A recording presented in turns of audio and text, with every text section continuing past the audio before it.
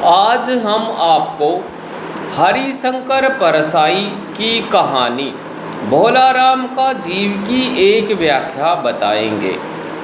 क्या बताऊं, गरीबी की बीमारी थी।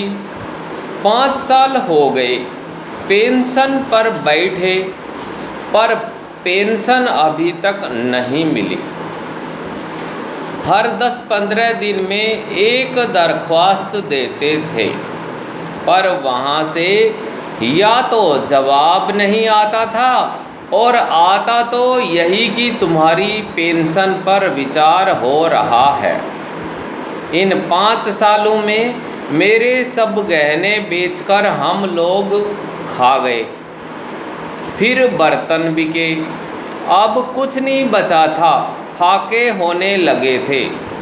चिंता में घुलते घुलते और भूख से मरते मरते दम तोड़ दिया। ये अवतरण हरिशंकर परसाई द्वारा लिखित भोलाराम का जीव कहानी से लिया गया है। धर्मराज के आग्रह पर नारद जी भोलाराम के जीव की खोज में भोलाराम के घर गए और वहाँ पर उसकी पत्नी से भोलाराम की मृत्यु का कारण पूछा। ये अवतरण भोलाराम की पत्नी का कथन है।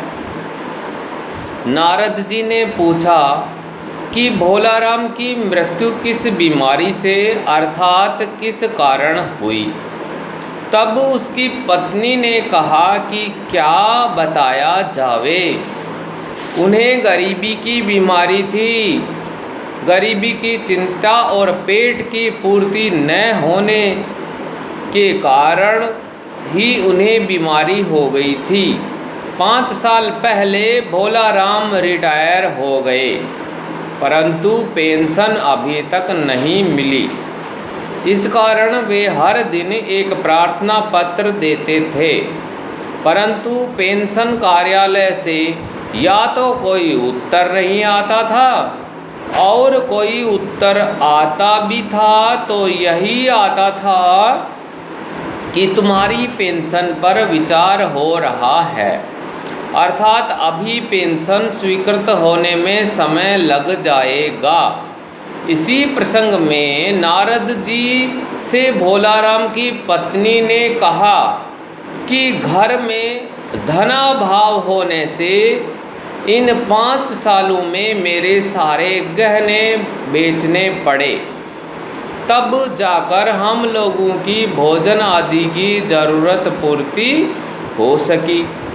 गहनों के बाद बर्तन भी बेचने पड़े। अब घर में बेचने लायक कुछ नहीं बचा था। घर के सभी सदस्यों को भूखा रहना पड़ रहा था। इसी चिंता से मेरे पति का स्वास्थ्य गिरता गया और भूख से लड़ते लड़ते उनकी मृत्यु हो गई। चिंता से निरंतर ग्रस्त रहना तथा भूख या पेट पूर्ति की व्यवस्था न होना, ये 2 कारण ऐसे थे जिनसे उनकी मृत्यु हुई। इसमें विशेष बात यह है कि भोलाराम की पत्नी के कथन से सरकारी कार्यालयों में व्याप्त लाल फीताशाही की व्यंजना अभिव्यक्त हुई है। गरीबी का चित्रण यथार्थपरक है। भाषा सरल एवं प्रभावपूर्ण है। शैली भावात्मक है।